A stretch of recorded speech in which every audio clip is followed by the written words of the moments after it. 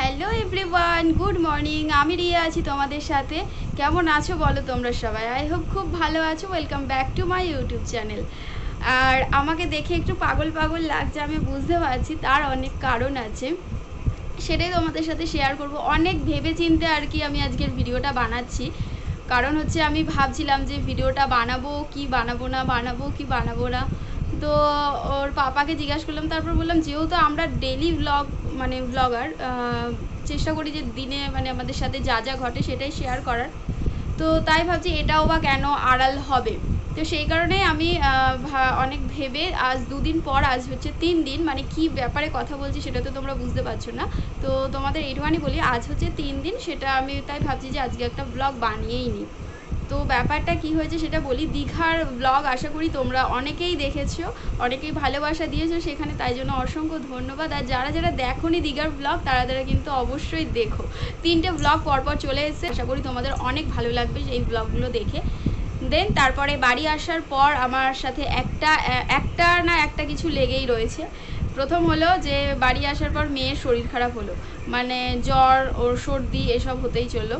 তো হওয়ার পর ঠিক জামাই ষষ্ঠীর দিন মানে সন্ধেবেলা করে ওর কি বলে অ্যালার্জির মতন কিছু বেরোলো। ঠিক আছে, সবাই যারা বাড়ির সব দেখে বললো যে ওর অ্যালার্জি হয়েছে, তো গায়ে সব র্যাশ বেরিয়ে গেছে, সেই জন্য কি বলে ডাক্তারের কাছে নিয়ে যেতে। তো আমরা একটু দেখছিলাম দেখার পর তারপরে না দেখছি যে না এটা বেরোচ্ছে এরকম।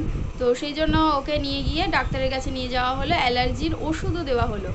তারপরে যখন সেদিন খাওয়ানো হলো, তার মেয়ে তার মধ্যে খেতেও পাচ্ছে না। আরেকটা কথা, মেয়ে তার মধ্যে দুপুরবেলা সেভাবে সব মাংস টাংস হয়েছিল, মানে মাংস ভাত, মানে জামাই ষষ্ঠী বলে কথা, সব ভালো মন্দ হয়েছিল। বাট আমার মেয়ে চিকেন খেতে ভালোবাসে খুব, কিন্তু সেদিন না খেতেই পারছিল না।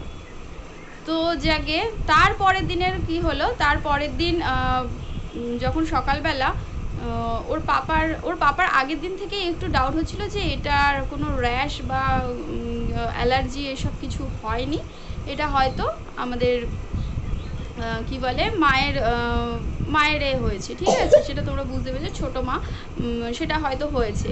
তো সেটাই ও ভাবছে, মানে ও ভেবেছিল, কিন্তু সবাই যেহেতু বলছে ও আর কিছু বলেনি। পরের দিন সকালবেলা যখন ওর পাপা দেখছে, হ্যাঁ, তখন না চোখ মুখগুলো দেখে, তারপর মুখের এইগুলো পুরো একদম লাল লাল চোখ, ছোট ছোট, আর সে মেয়েকে একদম অন্যরকম পুরো দেখতে লাগছিল। তো তখন ওর পাপা একদম বুঝে গেছে যে হ্যাঁ ওটা হয়তো ছোটো মাই হয়েছে। তো তখন কি করলো, আমাদের সামনের বাড়ি পিসি, তো পিসিকে ডাকলো, পিসিকে ডেকে মেয়েকে দেখালো। তো বলছে হ্যাঁ না ওটা মায়ের দয়াই হয়েছে। ঠিক আছে, তখন পিসি আমাকে সব বলে দিল যে এত এত কিছু নিয়ম কানুন আছে।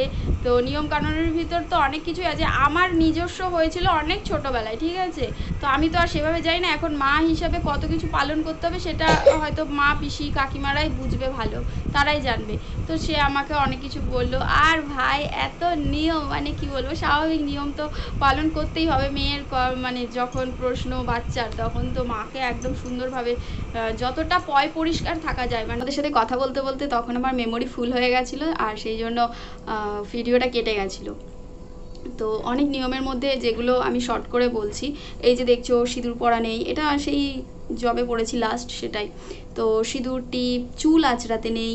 ঠিক আছে, তারপরে 3 থেকে 4 টাইম হচ্ছে জামা কাপড় চেঞ্জ করতে হবে, মানে সকালে উঠে বাসি কাপড় চোপড় চেঞ্জ করতে হবে, বিছানা চেঞ্জ করতে হবে সবার, আমাদের 3 জনেরই বাসি কাপড় চেঞ্জ করে আবার পরতে হবে। মানে আমি তো একেবারে স্নান করে নিই, স্নান করে তারপরে ধূপ ধুনো দেখাতে হবে, মানে 4 টাইম ধূপ ধুনো দেখাতে হবে। দুপুরবেলা যে খাবারটা খাবো সেই খাবারটা খাওয়ার পরেও হচ্ছে গিয়ে জামা কাপড় ছেড়ে নিতে হবে, তারপরে আবার ধুনো দেখাতে হবে, ধূপ ধুনো, গঙ্গা জল ছেটাতে হবে। তো এই কাজগুলো রয়েছে, যেগুলো আমি 3 দিন ধরে আমরা 3 জনে আর কি মানে পালন করছি, মেনে চলছি। আর খাবারের ভিতর এখন রান্না করতে বসেছি, এই যে আজকে প্রেশার কুকারে দিয়েছি, 2 দিন ধরে হাঁড়িতেই ভাত করছিলাম, ভাত আলু সিদ্ধ করছিলাম। আজকে প্রেশার কুকারে দিয়েছি, কারণ একেবারে প্রেশার কুকারেই ভাত আলু ছোটো ছোটো করে কেটে ওর ভিতরে একসাথে বসিয়ে দিয়েছি। তার মধ্যে দেখো না কালকে বৃষ্টি হয়েছে, আর কাঠগুলো একটু একটু ভিজে গেছে দেখছি তলার দিকটা। তো সেই জন্য আমি কাঠগুলোকে এইভাবে শুকনো করতে দিয়েছি। এই যে এগুলোর এই মাথাগুলো একটু একটু ভিজে গেছে, সবগুলো না কিছু কিছু, তাও দেখি বোধহয় মা তুলে রেখেছিল। মানে কাঠগুলো ওই উপরটাতে তুলে রেখেছে। তো যাই হোক, এই হচ্ছে ব্যাপার। এত কিছু নিয়ম পালন করতে আরও অনেক কিছু আছে, মানে যেগুলো হচ্ছে আমাদের যেখানে জুতো খুলে তারপরে আমরা যে ঘরে ঢুকি সেই জায়গাটায় জুতো টুতো খোলা যাবে না, সেই জন্য সবাই এখন আমরা এই দিকে জুতোটা খুলছি। ওই জায়গাটা সবসময় ক্লিন রাখতে হবে, মানে জুতো রাখা যাবে না।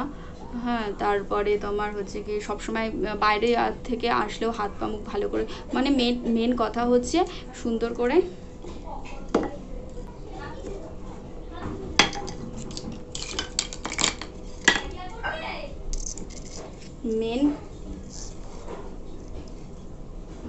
মেন কথা হচ্ছে সুন্দর করে পরিষ্কার সবসময় থাকতে হবে, ঠিক আছে? আর নিরমা, সাবান, শ্যাম্পু, ভেসলিন, মুখে ক্রিম কিচ্ছু লাগানো যাবে না।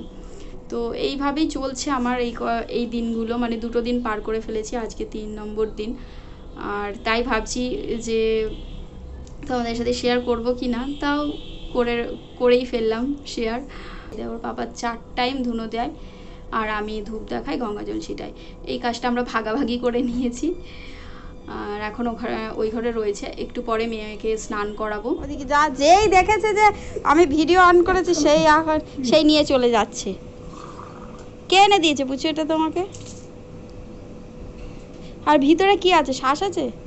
হ্যাঁ, মানে সে নরম নরম যেটা, আমি খাবো কিন্তু এটা না পুচু। আটা ওটা না ফাটিয়ে দিলে তুই খাবি কি করে? হ্যাঁ, আবার স্ট্র আনতে বলেছে অর্ডার।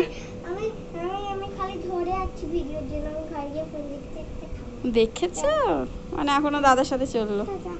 টাটা।